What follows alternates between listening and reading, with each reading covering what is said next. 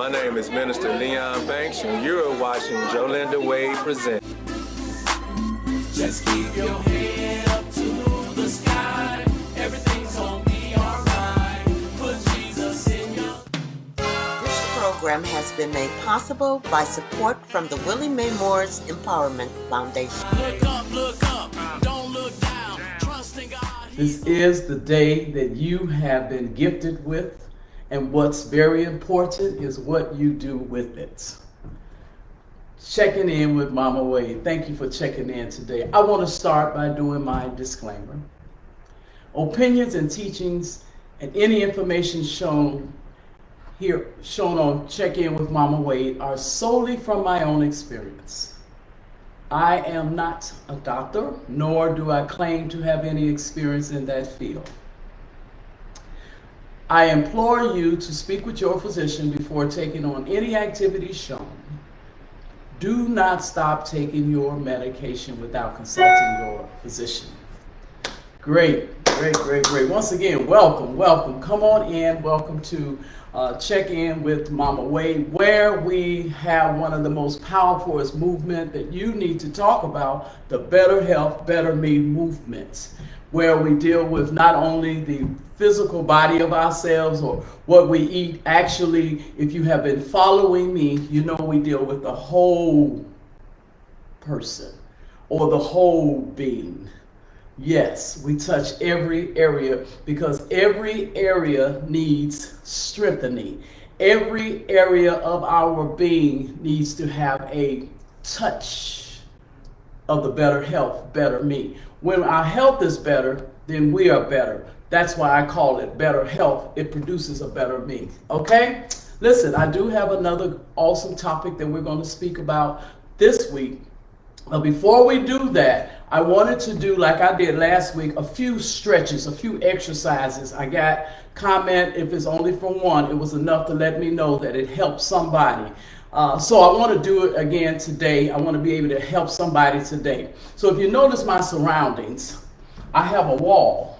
So I'm going to ask you to find your wall if you're at home. Get your wall if you're at home. If you are at work, naturally I know you can't get a wall. So what you will do then is when you do get back to the house and get to a comfortable place where you can use a wall, then you play this again, or you remember in your head what we're getting ready to do today, okay? All right. So let's get on with it. I got the disclaimer out the way, so if you don't think you can do these activities, don't try. These activities are not masterpieces. They are made for, I believe, for anyone to be able to do it. It don't mean because it's low in me not being able to do it that it's not don't have quality or don't have intensity. It all depends on the person's body. It can be done by a person who's obese. It can be done by people who are heavyweight or overweight. It can be done by a person who is in the between range or in the normal range. Either way, it can be done by anyone who comes in or Check In with Mama Wade. Grab your wall. First, before we get that going, let's get ready. I found a little music that I wanted to play with it. Let's get ready to do some stretch first. Okay, let's stretch first. Ready? 1. We're going to have a 7 count because I need to get in my teaching. All right, first, just go side. Go side. 1, 2, 3, 4, 5, 6, 7. Okay, up. 1, 3, 4, 5, 6, 7. Come on.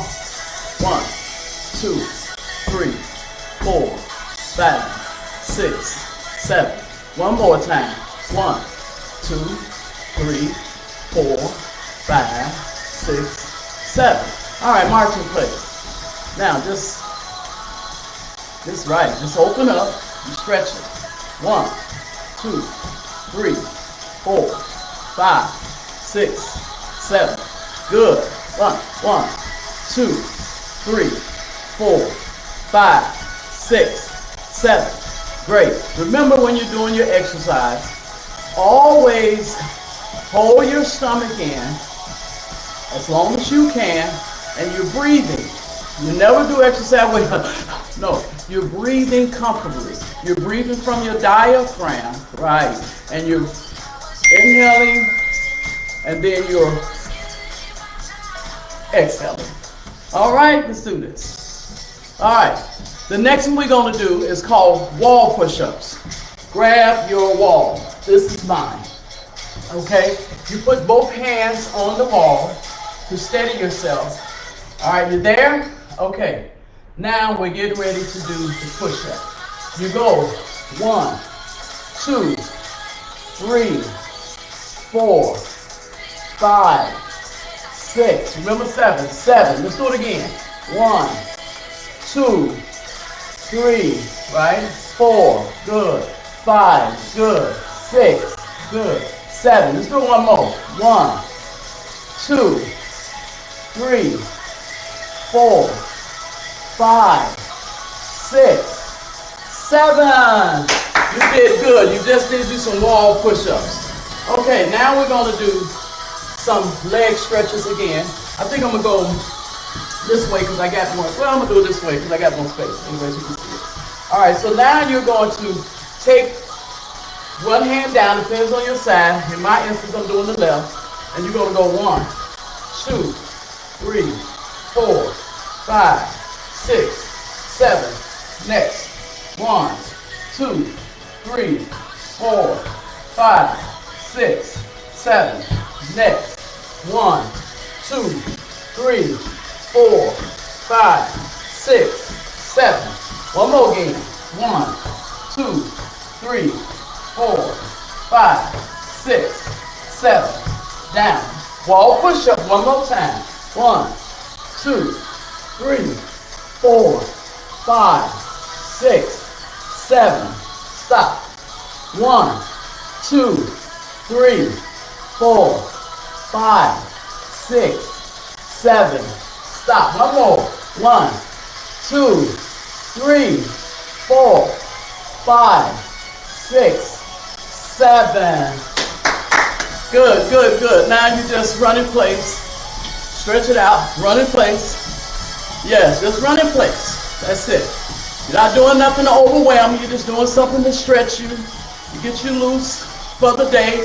You might have already been out doing different things, or you might be at work and you might be getting stiff. So you're just moving it. That's all. Just moving it. You person that sit around the house and you don't have anything too much to do, this will be good. Now we do the jump. Call this my side jump. Up. Yes. Ooh.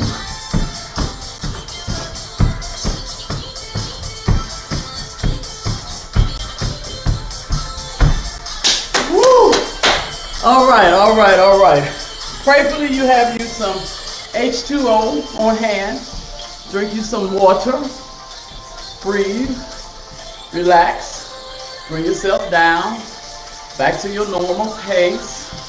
You're breathing in. And you're exhaling. You're inhaling. Come on. Exhale. Yes. Inhale. Exhale.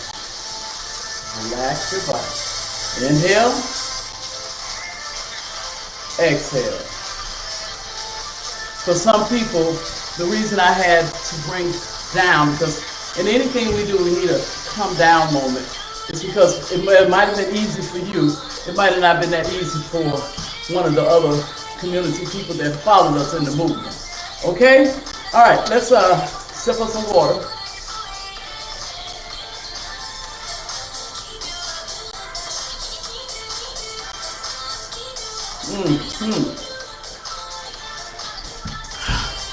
You notice that I am also displaying my t-shirts, the Better Health, Better Me t-shirts. I have posted on my Instagram Live and my Facebook Live, and have actually joined me in my movement that I'm doing. So I'm asking my community of Better Movement followers to go to my website, and there's a testimonial icon, and I'm asking that you push on that and to go to and put in a testimony on how being with Better Health, Better Me have enrich your life or whatever you wish to say. I don't want to put words in your mouth, but I would love for you to do that and it will be posted on my site with your permission. There's also a release form that's right up under there where you give me permission to post it on my page. All right, so I'm ready now to get back and get to our topic that we have today. Okay. There was a commercial that used to play on TV about elderly people that fall. Some of you might remember it. They had a medical alert bracelet on that was used to contact someone in case of an emergency. The bracelet was connected to a communication board that answered the alert, "May I help you?" The elderly person in the commercial would say, "Help, help, I've fallen and I can't get up." Do some of you remember that? Well, my topic today is centered around people who have fallen and feel like they can't get up. They feel like the bottom have been taken out from under them, and they can't stop or break their fall. Some are literally shouting, "Help! Help! I'm falling and I want to get up." Today, we will discuss prescription drug abuse. I just want to tell you a small testimonial, personal story about myself and prescription drugs. I had to be about 13 or 14 years old, 7th or 8th grade. And I remember that I was hanging with a certain group of girls, which I love them dearly today if they're watching. Jeanette and Erlene, love you. And we would sneak out and go, and I got introduced to alcohol, drinking. And I remember the first drink that I did was called Peppermint Snap. And I remember them telling me, "You can drink this here, they won't smell it. If they do smell it, they think it's peppermint." Oh yeah, naive Jolinda, duh. And so I did. I drank it, and I liked the way it made me feel and everything. I felt different. I didn't feel like the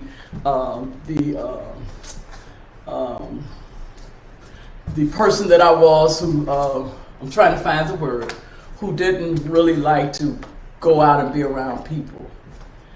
So I got back to school and believe what they told me, went in my classroom, and one of my favorite teachers was like, "Jolene, I'd like to see you in the hallway." And everybody was like, "Ooh." I'm like, "What's going on?" So I go out in the hallway and we're standing there. And she said, "Have you been drinking?"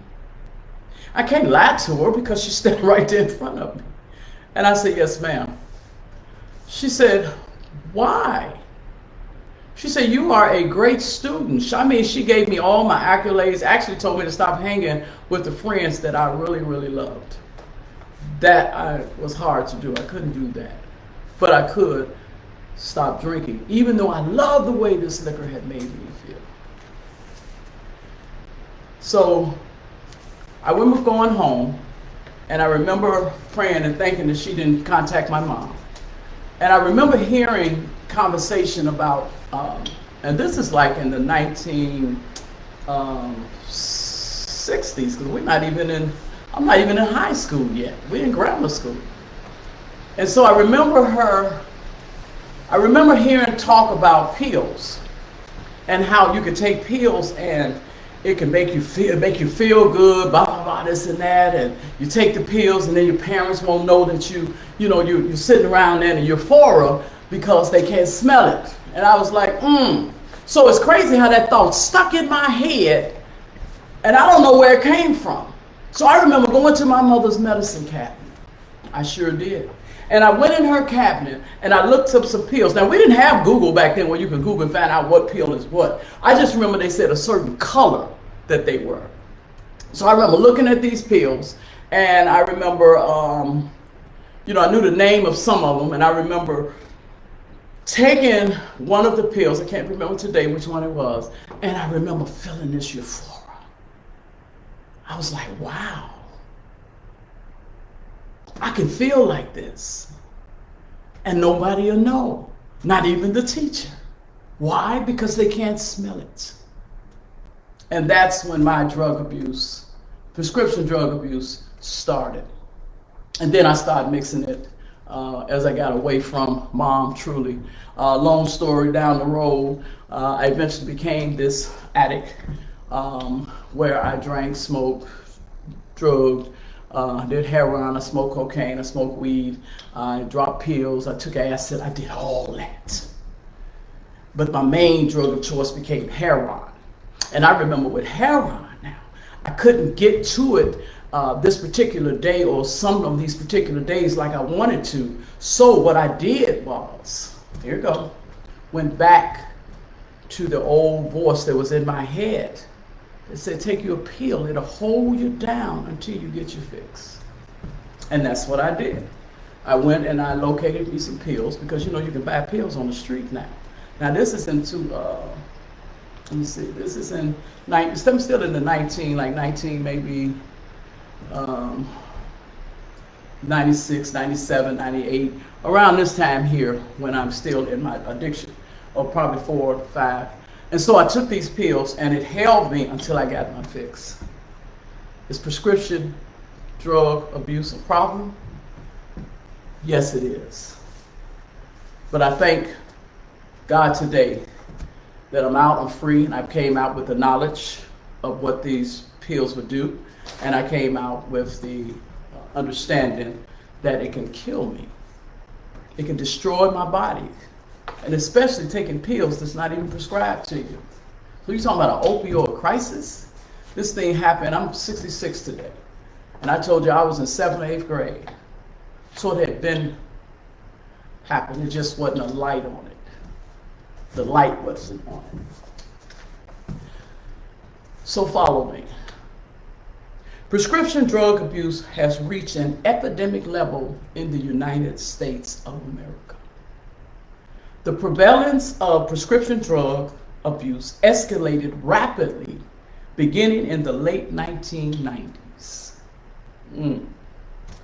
requiring a significant increase in research now to better understand the nature and the treatment of this problem. They realized this had become a problem. Since this time, a research literature has begun to develop and has provided important information about how prescription drug abuse is similar to and different from the abuse of other substances. Now they're looking at prescription drugs in the same vein that they're looking at other substances, like heroin and cocaine and any other illicit drug that was out there. Although much has been learned about prescription drugs abuse in recent years, this research remains in the early stages, particularly with respect to understanding effective treatment for this population. They call in the people that are hooked on prescription drugs a population, because a population have been exposed to it. Oh yeah. Further research priorities include studies of the interaction of prescription drugs with other illicit and illicit substances. How do they interact together? Okay, I told you, I took the pill to hold me down until I get my heroin. When I get my heroin, I don't care if I took the pill through 2 minutes ago. I'm going to put my heroin inside of my body. So how do they interact together is what they were doing in this particular research they wanted to see. Well, I was my own testing dummy, and I'm here to say that it created damage. It had to. Damage that I couldn't see within my body. Within my body. It tapped my organs, okay? So they wanted to see the impact of this prescription drug abuse across the lifespan. Prescription drug abuse, do it come and do it shorten lifespan. They're sitting there watching it.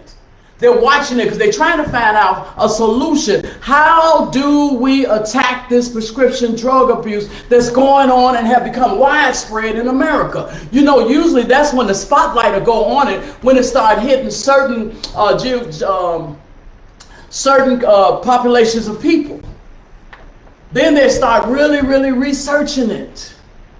This thing is dangerous. This thing is out of hand. This thing not even color bound. It's got no color to it. All colors are experiencing a prescription drug abuse habit. It's in all the cultures. They're watching this in the 1990s. So they want to see the impact of the prescription drug abuse across the lifespan, the optimal treatment for prescription drug abuse, and co-occurring conditions, and effective public policy initiatives for reducing prescription drug abuse. For reducing it. That's an article from this is my article from January 2015. Okay, now, listen to this. Prescription drug abuse rises globally. I told you the impact that it had on the United States of America. This thing have risen globally. Is it a problem? It's a problem. And you know why it's a personal problem with us, family? Because when we go to the doctor and we get the medication that they prescribe, and you don't know or don't even think that your child would even bother it, so you leave it sitting around effortlessly in your house. Just like you lock up your gun, you need to lock up your prescription medication. Yes, it can be just that dangerous in a child's hand. I will tell you to lock it up from yourself, but we're talking about in a child's hand. A child go and see your medicine sitting on the table, and they say they have, but you can't twist the thing off. But have you all noticed how creative and how smart our children are? A little kid can work a computer, a laptop, and a cell phone without going to school for it. So what, you think they can't get inside of that bottle? Some of them see your little gun or go in the drawer, get your gun. What, you don't think they're going to shoot that? And wind up killing themselves or killing their kids. Well, this medication is the same, sitting on your dresser in sight. They'll get in it. Nothing is foolproof. Nothing is foolproof. They'll get in it. So here, prescription drug abuse rises globally. This is from 2006. A 2006 report from the International Narcotics Control Board based in Vienna, Austria, noted that medications containing narcotic or psychotropic drugs, listen to this, are becoming the drugs of choice for many abusers. They're becoming the drug of choice for many abusers. I know this was 2006. I said this is also still happening here in 2021. It's the drug of choice for many abusers. Now listen to this here. And that drug traffickers are responding to the demand through increased diversion and production of counterfeit drugs. Oh, wow. That's what happens in this market. You find out that you got a group of people, a community of people who loves the effect that the drug have on them. Or you have a community of people who have got hooked beyond their control. Remember I said in the beginning, the person is saying, help, help, I'm falling. And I want to get up. So there's some people that's caught up in this here cycle of prescription drug abuse that don't want to be there. They're falling. That means present tense. It's happening. In the commercial, the lady said, I'm falling. It already happened to her. This person said, I'm falling and I want to get up. So what do the drug traffickers do to people who are now making narcotic and psychotropic drugs their drug of choice? They take the market, they go in their own little labs, and they create for you a counterfeit drug that looks just like yours, looks just like the original. They even sell them over the internet. They sell them in different, you can order them. You can order these counterfeit drugs, these counterfeit pills, and put them in your body. They don't care. It's a money market. It's a money thing. They don't care the effect that it has on you. Okay. They said the problem is particularly acute in the United States. Here we go about us again. Where cannabis was the only illicit drug that is more widely abused than prescription drugs. This was 2006. Cannabis was not legal at that particular time. And they're saying that it was mostly the most widely used drug at that particular time in 2006. Drug abuse. We're getting close to my time to come down. And when we come back Friday, we're going to talk about prescription drug misuse and abuse in the elderly. See how they get innocently get caught up in it as well. Listen, don't take this and nothing that I bring to you lightly. I'm the information gatherer for a purpose. It's for a reason. It's bigger than me. I don't know why I got this assignment. All I know is that it became mine. To bring you information that would help you and your family to live a better health and a better me life. You might be one that is in the church, and your church might have different type of ministries in there.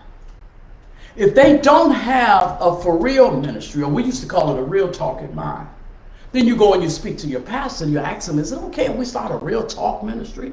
What is a real talk ministry? Well, we talk about the real issues that's happening in our lives. See, we want to deal with the whole man. We understand that the Bible deals with our spirit man, but there's a soulish man that needs to be fed as well. There's a soulish man that needs direction as well. There's a soulish man that is out here struggling. I don't care how good and how crisp and clean your spirit is, your soulish man might be experiencing something. People come in your church, they're coming in there for a reason, for a purpose. Have a real talk ministry.